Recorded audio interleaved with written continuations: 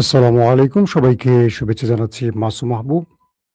দেখছেন open the YouTube channel এবং মাসুম মাহবুব Facebook page. পৃথিবীর যে প্রান্ত থেকে যারা দেখছেন সবার জন্য শুভকামনা, ভালোবাসা। দর্শক, বেশ কদিন পর স্টুডিওতে আবার ফিরে এলাম। আশা করি এখন আবার আপনার স্টুডিও থেকে প্রতিদিন আপডেট ব্রেকিং সংবাদগুলো দেখতে পাবেন। দর্শক, আজকের খবরের প্রধান শিরোনাম: এবার যুক্তরাজ্যে, ইংল্যান্ডে বড় রকম অ্যাটাক চালিয়েছে ইরান। ৪ দিন থমকে ছিল পুরো যুক্তরাজ্য। পৃথিবী নতুন করে টেনশনে পড়ে গেছে ইরানের সক্ষমতা দেখে। ২ নম্বর গুরুত্বপূর্ণ খবর: মার্কিন যুক্তরাষ্ট্রকে এবার ইরান নতুন বার্তা পাঠিয়েছে, যে বার্তায় আমেরিকা ইরানকে নিয়ে আবার ভয়ঙ্কর টেনশনে পড়ে গেছে। ৩ নম্বর গুরুত্বপূর্ণ খবর: ইসরায়েলি সেনারা তুর্কির সেনাদের সাথে লড়াই করতে রীতিমতো আতঙ্কে আছেন, কিন্তু দুই দেশ ক্রমান্বয়ে যুদ্ধের দিকে এগিয়ে চলছে। কি হতে পারে শেষ পর্যন্ত? ৩ নম্বর গুরুত্বপূর্ণ খবর হলো, আরব এবার আমেরিকা নয়, বন্ধু হিসেবে পেতে চাইছে সবচেয়ে বড় শত্রু ইরানকে। কি ঘটলো আসলে পর্দার আড়ালে, সে বিষয়টিও জানাবো। পাশাপাশি বাংলাদেশের প্রধানমন্ত্রী তারেক রহমানের ভারত সফর নিয়ে আরও জল ঘোলা হচ্ছে। বাংলাদেশের পক্ষ থেকে দুটো শর্ত দেওয়া হয়েছে ভারতকে। শর্ত দুটো কি ছিল? চলুন প্রতিটি খবর আপনাদেরকে সংক্ষিপ্ত সময়ের মধ্যে দেওয়ার চেষ্টা করছি। আপনারা সবাই দেখছেন আশা করি। যদি কোনো প্রবলেম থাকে সাউন্ড বা ভিডিওর ক্ষেত্রে আমাকে কমেন্ট করবেন। প্রথম যে খবরটি দিয়ে আসতে চাই বাংলাদেশ প্রসঙ্গে। বাংলাদেশের প্রধানমন্ত্রী তারেক রহমান, তাকে একাধিকবার ভারত তাদের দেশে আমন্ত্রণ জানিয়েছে। অর্থাৎ ভারতের প্রধানমন্ত্রী নরেন্দ্র মোদী একাধিকবার তারেক রহমানকে ভারত সফরের আমন্ত্রণ জানিয়েছে এবং বলছে তারেক রহমান যেন ওই আগস্টের ভেতরেই ভারত সফর করেন। কিন্তু বাংলাদেশের পররাষ্ট্র প্রতিমন্ত্রী হুমায়ুন হুমায়ুন কবিরের পক্ষ থেকে যে তথ্যটি এসছে সেটি হলো, তারেক রহমান এখনই ভারত সফর করছেন না। অর্থাৎ সরাসরি ভারতকে না বলে দিয়েছে বিএনপি। বিএনপি এখানে ভারতকে দুটো শর্ত জুড়ে দিয়েছে। প্রথম শর্তটি হলো, শেখ হাসিনাকে অবশ্যই বাংলাদেশের হাতে তুলে দিতে হবে। শুধু শেখ হাসিনা নয়, বাংলাদেশের যেসব ফেরারি আসামিরা ভারতে আত্মগোপনে আছে, রাজনৈতিক আশ্রয় আছে, প্রত্যাবর্তন আইন অনুযায়ী তাদেরকে ফেরত দিতে হবে। যদি ভারত ফেরত না দেয়, সেই ক্ষেত্রে তারেক রহমান ভারতের এই আবেদনটি, দাওয়াত বা আমন্ত্রণটি পজিটিভ অর্থে দেখবেন না। দ্বিতীয় আরেকটি শর্ত দেওয়া হয়েছে যে সবকিছু মিলে গত ১৫ বছর ভারত বাংলাদেশের সাথে যে আচরণ করেছে, বাংলাদেশ সেই আচরণ চাইছে না। ও আচ্ছা, দ্বিতীয় শর্তটি বলিনি। দ্বিতীয় শর্তটি হলো, ওসমান হাদিকে যারা হত্যা করেছে তারা ভারতে আশ্রয় আছে, পালিয়ে গেছে ভারতে, তাদেরকে বাংলাদেশ সরকার ফেরত চায়। এই দুটো শর্ত যদি নরেন্দ্র মোদী সরকার মেনে নেয়, এক, শেখ হাসিনা এবং তার সকল ফ্যাসিস্ট দোসরদের যদি বাংলাদেশের হাতে তুলে দেয়, যে চুক্তিটি বাংলাদেশ এবং ভারতের মধ্যে আছে প্রত্যাবর্তন, সেই চুক্তি অনুযায়ী বা বন্ধি বিনিময় যে চুক্তিটি, এ শর্ত অনুযায়ী যদি বাংলাদেশকে ফেরত দেয় শেখ হাসিনাকে এবং আওয়ামী লীগের বাকি নেতাদের, আর ওসমান হাদির হত্যাকারীদের যদি ফেরত দেয়া হয়, তবেই বাংলাদেশ ভারতের বাংলাদেশের প্রধানমন্ত্রী ভারত সফর করতে পারেন বা এই বিষয়ে বাংলাদেশ ভাববে। একটা দেশের প্রধানমন্ত্রী কখন এই কথাটি বলতে পারেন, অর্থাৎ তারেক রহমান কখন এই কথাটি বলতে পারেন, যখন তার কাছে সবার আগে বাংলাদেশ ফার্স্ট চয়েস হয়। এতদিন আমরা যে বাংলাদেশকে দেখতাম নতজানু এক পররাষ্ট্রনীতির বাংলাদেশ, ভারতের কাছে বাংলাদেশ নত হয়ে বসে থাকতো। কিন্তু সাম্প্রতিক সময় তারেক রহমানের এই বার্তা স্পষ্ট বলে দিচ্ছে, আগামী দিন বিএনপি বা তারেক রহমান ভারতকে হাসিনার মতো ব্ল্যাঙ্ক চেক দেবে না। কারণ তারেক রহমান তার রাজনীতিতে নতুনভাবে যে এসছেন প্রধানমন্ত্রীর চেয়ারে বসে, সেটি হলো সবার আগে বাংলাদেশের এই স্লোগান বাস্তবায়ন। আমরা আমাদের পক্ষ থেকে প্রিয় লিডারকে একটা সেলুট দিতে পারি। দর্শক, পররাষ্ট্র প্রতিমন্ত্রীর আরো বক্তব্য আছে। তিনি বলছেন যে আমরা অবশ্যই আমাদের প্রতিবেশীদের সাথে একটা বন্ধুত্ব চাই। এটা নিয়ে আমি কালকেও ডিটেল তথ্য আপনাদের দিয়েছি, আজকের অতিরিক্ত আর একই কথা রিপিট বলতে চাই না। এবং ভারতের পক্ষ থেকে জয়শঙ্কর এই বক্তব্যের আলোকে বলেছে, মানে হাসিনা ফেরত বা ওসমান হাদির হত্যাকারীদের ফেরত ইস্যুতে তিনি কোনো মন্তব্য করতে রাজি হননি। তিনি বলছেন দুই দেশের সম্পর্ক হবে সমতার ভিত্তিতে। এটা জয়শঙ্কর বলছে। একই শব্দ আবার আমাদের দেশের পররাষ্ট্র প্রতিমন্ত্রীও বলেছেন। তো দুজনের বক্তব্যের জায়গায় একটা বিষয় স্পষ্ট হয়েছে যে বাংলাদেশ পূর্বের জায়গায় আর আসবে না, মানে বাংলাদেশের বর্তমান সরকার পূর্বের জায়গায় আর আসবে না। তাদের কাছে ভারত বন্ধুত্বের হাত বাড়াতে হলে ভারতকে বাংলাদেশকে আগে বন্ধুত্বের পরীক্ষায় উত্তীর্ণ হতে হবে। This is right point. এটাই আমাদের বাংলাদেশের নতুন রূপ। দর্শক, আসছি দ্বিতীয় যে সংবাদ, সেটি হলো তুরস্ক এবং ইসরায়েলের মধ্যে একটা যুদ্ধংদেহী মনোভাব তৈরি হয়েছে। যে কোনো সময় দুই দেশের মধ্যে একটা ভয়ঙ্কর যুদ্ধ শুরু হতে পারে। ইসরায়েলের বিভিন্ন গণমাধ্যম দাবি করছে বা মিডল ইস্টের বিভিন্ন গণমাধ্যম বলছে যে তুরস্কের সাথে এই লড়াইটাতে রীতিমতো ভয় পাচ্ছে ইসরায়েল। কারণ তারা সাম্প্রতিক সময় গাজাতে ভালো আক্রান্ত হয়েছে। গাজা যদিও একটা দুর্বল বাহিনী, হামাস তো কোনো রাষ্ট্রীয় বাহিনী না, বড় শক্তিশালী দেশ না, বড় সামরিক বাহিনী তাদের নেই।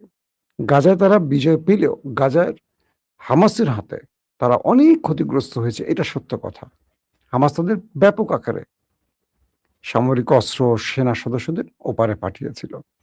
এরপর ইরানের সাথে লড়াইতে তারা ব্যাপক ধোলাই খেয়েছে এবং ইরান যেভাবে তাদের দেশের ভেতরে মিসাইল ড্রোন অ্যাটাক চালিয়েছে, এটাই তারা মোকাবেলা করতে পারেনি। এবার তারা আধুনিক তুরস্কের সাথে, ন্যাটোর রাষ্ট্র তুরস্কের সাথে, মুসলিম বিশ্বের সবচেয়ে পাওয়ারফুল সামরিক বাহিনীর দেশ তুরস্কের সাথে লড়াই করতে চায়। স্বয়ং ইসরায়েলের গণমাধ্যম নেতানিয়াহুর বিরুদ্ধে দাঁড়িয়ে বলছে যে নেতানিয়াহু একটা মিস অ্যাডভেঞ্চার করছে। তার অবৈধভাবে ক্ষমতায় বসে থাকার জন্য বা তার বিচারিক প্রক্রিয়া বন্ধের জন্য তিনি যুদ্ধের মধ্যেই থাকতে চান। আর এটা ইসরায়েলের জনগণ চায় না। তারা দেশে শান্তি চায় এখন, কারণ লম্বা সময় তারা যুদ্ধের মধ্যে আছে। ব্যাপক অ্যাটাক, হামলা, রক্ত, ধ্বংস তারা দেখেছে। ইসরায়েলের সামরিক বাহিনী এখন রীতিমতো আতঙ্কে আছে। বিভিন্ন গণমাধ্যম বলছে যে তারা তুরস্কের সাথে লড়াইটা করতে চায় না, কারণ তুরস্কের সাথে এই লড়াইতে তাদের অনেক বেশি পে করতে হবে। আর অন্যদিকে তুরস্ক সব দিক থেকে আর্ট গার্ড বেঁধে প্রস্তুতি নিচ্ছে এবং তুরস্ক যে কোনোভাবেই নেক্সট টাইম যদি ইসরায়েল দ্বারা আক্রান্ত হয়, এটা বড় ফ্রেমে যুদ্ধে চলে যাবে। এবং তুরস্ক তার প্রতিবেশী দেশগুলোতে ইতিমধ্যে ঢুকে পড়েছে। জানেন, মিশর এবং তুরস্কের মধ্যে সম্পর্ক সৃষ্টি, আরব পাকিস্তান তুরস্কর সামরিক চুক্তি। তার মানে কি তুরস্কের কাছে ন্যাটো, মানে তুরস্কের হাতে আছে ন্যাটো। ধরলাম ন্যাটো পাশে দাঁড়ালো না, আর্টিকেল 5 তুরস্কের ক্ষেত্রে ন্যাটো মানলো না, যেহেতু তুরস্ক মুসলিম দেশ। তাহলে তুরস্কের কাছে আছে পারমাণবিক। কিভাবে পারমাণবিক আছে? কারণ তুরস্কের পাশে আছে, বা সাম্প্রতিক সময় মক্কা চুক্তি হয়েছে জানেন, সেই চুক্তি হয়েছে সৌদি, পাকিস্তান, তুরস্কের মধ্যে। এখানে সৌদিকে আমরা দুধ ভাত ধরতে পারি, বা সৌদিকে আমরা ধরতে পারি অর্থনৈতিক মেরুদণ্ড হিসেবে। অর্থনৈতিক বড় সাপোর্ট আসবে। সামরিক ক্ষেত্রে তুরস্ক এবং পাকিস্তান মিলে গেলে ইসরায়েল বাতাসে ভেসে যাবে ধুলোর মতো, কারণ পাকিস্তানের হাতে রয়েছে নিউক্লিয়ার। তখন শর্ত অনুযায়ী তুরস্ক আক্রান্ত হলে পাকিস্তান তার ফুল সাপোর্ট দেবে। কাকে? তুরস্ককে। তার মানে তুরস্কের হাতে নিউক্লিয়ারের প্রয়োজন নাই। বাকি ইলেকট্রনিক্স ওয়ারফেয়ার, রাডার সিস্টেম, প্রতিরক্ষা ব্যবস্থা, মিসাইল, ড্রোন, এগুলো তুরস্কের আছে, মানে কারিশমা দেখানোর মতো, যেগুলো ইরানের ছিল না। কিন্তু ইরানের কাছে ধোলাই খেয়ে, মানে কি বলবো, নেতানিয়াহু শুয়ে পড়েছে। তো তুরস্কের সাথে পাঙ্গা নিয়ে নেতানিয়াহু কোথায় পৌঁছবে, এটা নিয়ে এখন আইডিএফ টেনশনে আছে, কারণ তারা তুরস্কের সাথে লড়তে চাইছে না। 3 নম্বর গুরুত্বপূর্ণ খবরটি হলো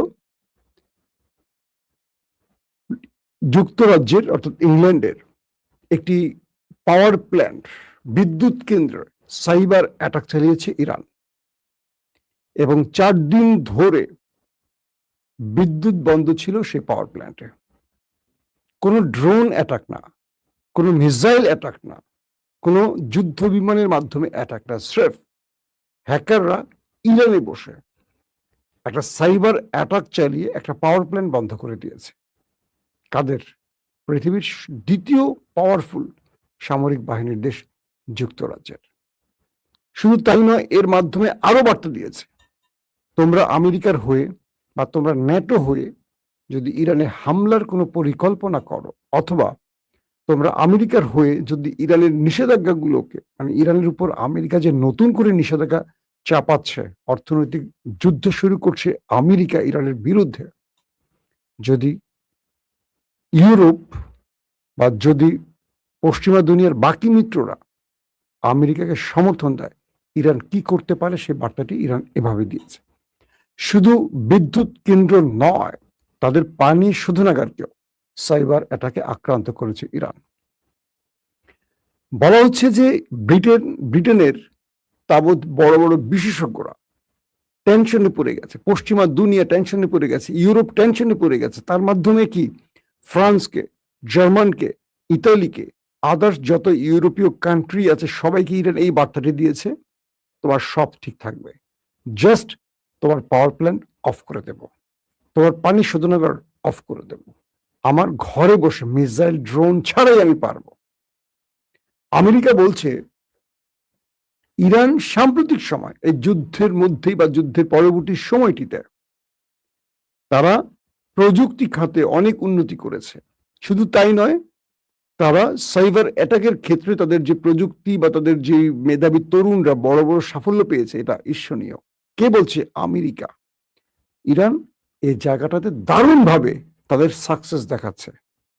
তার মানে ইরান যে বিষয়টি বুঝিয়েছে পুরো পৃথিবীকে, যে তোমরা আমার উপর নিষেধাজ্ঞা দাও, ফাইন, তোমরা ন্যাটোর হয়ে আমার বিরুদ্ধে যুদ্ধে আসো, ফাইন, আমি কি করতে পারি দেখো, শুধু মিসাইল নয়, শুধু ড্রোন নয়, আমি তোমার সব ঠিক থাকবে, ভেতর থেকে আমি সব ফাঁকা করে ফেলব। কারণ এই দেশগুলো বিদ্যুৎ কেন্দ্র, পাওয়ার প্ল্যান্ট, পানি শোধনাগার, সব সিস্টেমগুলি চলে ইন্টারনেট কেন্দ্রিক, সার্ভার কেন্দ্রিক, আর এগুলোকে যে কোনোভাবে মানে সাইবার অ্যাটাকের মাধ্যমে অচল করে দেওয়া যায়। শুধু মিসাইল দিয়ে স্ট্রাকচার ধ্বংস করা যায়, কিন্তু সিস্টেমকে অচল করে দেওয়া যায়। ওইসব দেশে যদি সাইবার অ্যাটাক হয়, ঘরের বিদ্যুৎ বন্ধ হয়ে যাবে, তাদের পানি শোধনাগারের সিস্টেম বন্ধ হয়ে যাবে, পাওয়ার প্ল্যান্ট অফ হয়ে বিদ্যুৎবিহীন হয়ে পড়বে। একটি পাওয়ার কেন্দ্র বন্ধ করে ইরান পুরো ইউরোপকে বুঝিয়েছে যে আমরা যে কোনো পাওয়ার প্ল্যান্টকে অফ করে দিতে পারবো। এটি ছিল তাদের জন্য বার্তা। দর্শক, আসছি এবার আরেকটি ইম্পর্টেন্ট খবরে, সেটি হলো, আচ্ছা আমি কিছু আপডেট খবর এই মুহূর্তে দিই, এবং আরবরা কেন ইরানের বন্ধুত্ব চায় সেটাই লাস্টে দিচ্ছি। ইরানের নিরাপত্তা প্রধান মোহসেন রেজাই বলছেন, ইরানের বিরুদ্ধে যুক্তরাষ্ট্রের নিষেধাজ্ঞায় যোগ দেয়া যে কোনো রাষ্ট্রকে শত্রু হিসেবে গণ্য করা হবে, যে কথাটি এখন বললাম, এবং তেহরান তাদের বিরুদ্ধে প্রতিশোধ নেবে এবং তাদের আঘাত করবে। অর্থাৎ যারা আমেরিকার এই নিষেধাজ্ঞায় যোগ দিবে, আমেরিকা যে নতুন অর্থনৈতিক নিষেধাজ্ঞা ইরানের উপর দিতে যাচ্ছে, যারা যোগ দিবে তাদেরকে ইরান শায়েস্তা করবে, এটা ইরান ঘোষণা দিয়ে বসছে। ইরানের প্রেসিডেন্ট মাসুদ পেজেশকিয়ান বলেছেন, দেশটি একটি পুরোদস্ত, অর্থাৎ ইরান এখন পর্যন্ত একটি পুরোদস্তর অর্থনৈতিক, সামরিক ও নিরাপত্তা যুদ্ধে লিপ্ত আছে। মানে ইরান বা ইরানের সাথে আমেরিকার যুদ্ধ শেষ হয়নি। মাসুদ পেজেশকিয়ান বলছেন যে আমরা পুরোদমে অর্থনৈতিক, সামরিক, নিরাপত্তা যুদ্ধে লিপ্ত আছি, কিন্তু যুক্তরাষ্ট্র মিথ্যা ভবিষ্যৎবাণী করছে যে ইরান আরেকটি ভেনেজুয়েলায় পরিণত হবে। তিনি বলছেন ইরান কখনো ভেনেজুয়েলা হবে না। মাদুরোর মতো ইরানে বিশ্বাসঘাতকরা এসে আমেরিকার হাতে তার প্রেসিডেন্টকে তুলে দেওয়ার ক্ষমতা নেই। আমি গতকালকেও লাইভে বলেছি যে ইরানের বড় বড় কর্মকর্তাদের, সামরিক বাহিনীর উচ্চ পদস্থ অফিসারদের আমেরিকা বিলিয়ন বিলিয়ন ডলারের অফার করেছে যেন একটা কু করে ক্ষমতা দখল করে। তারা সাফ আমেরিকাকে না বলে দিয়েছে, বলছে তোমাদের সাথে আমাদের জবাব হবে যুদ্ধের ময়দানে, তোমরা নেপথ্যে এই যে কুচক্রী মহল বা তোমাদের ষড়যন্ত্র, এটা ইরানে বাস্তবায়ন হবে না, এটা বাংলাদেশে হতে পারে। কারণ বাংলাদেশে যারা রাজনীতি করে টাকার জন্য করে।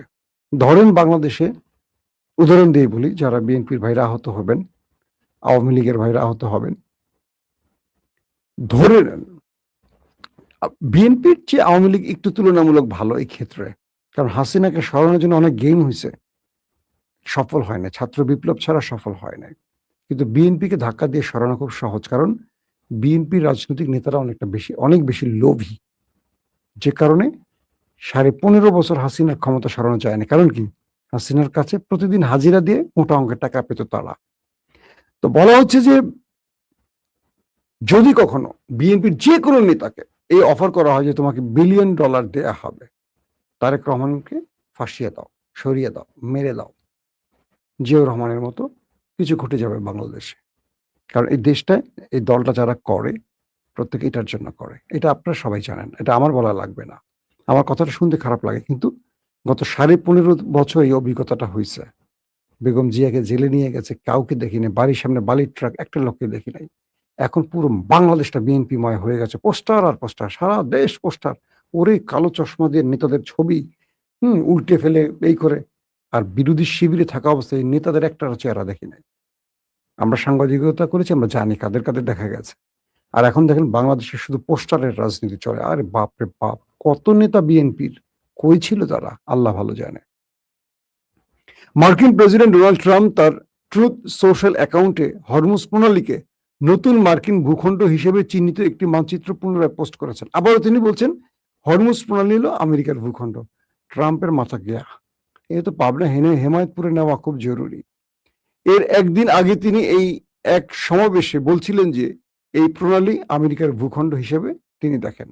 এখন নতুন করে তিনি আবারও এই ঘোষণাটি দিয়েছেন। দর্শক আসেন, আপনাদের জন্য এখন মূল যে খবরটির জন্য আপনারা অপেক্ষা আছেন সেই খবরটি দেই।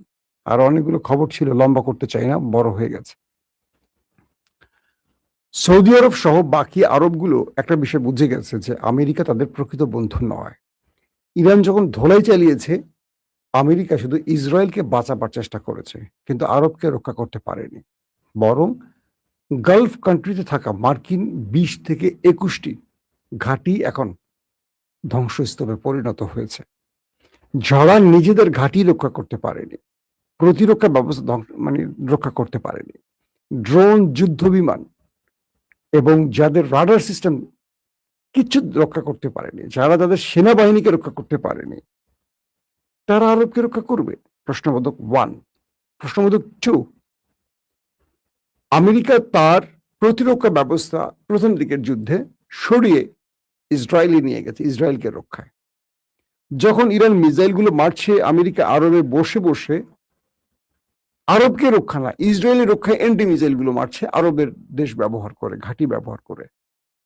তো আরব বুঝে গেছে যে তারা দুধ কলা দিয়ে বা পেট্রোডলার দিয়ে আমেরিকাকে ঘাঁটি দিয়ে বসিয়ে রেখেছে। আসলে আমেরিকা আরবের জন্য এখানে বসেনি, আমেরিকা জাস্ট আরবের কাঁধে বসে আরবের পেট্রোডলার নিচ্ছে, কিন্তু মধ্যপ্রাচ্যে আমেরিকার যে ক্যান্টনমেন্ট, ইসরায়েলকে রক্ষা করছে এবং ইসরায়েলকে দিয়ে মূলত মধ্যপ্রাচ্য কন্ট্রোলে রাখতে একটা কি বলবো সেনাবাহিনীর একটা বেঙ্গল তৈরি করে বসে আছে, বা সেনাবাহিনীর একটি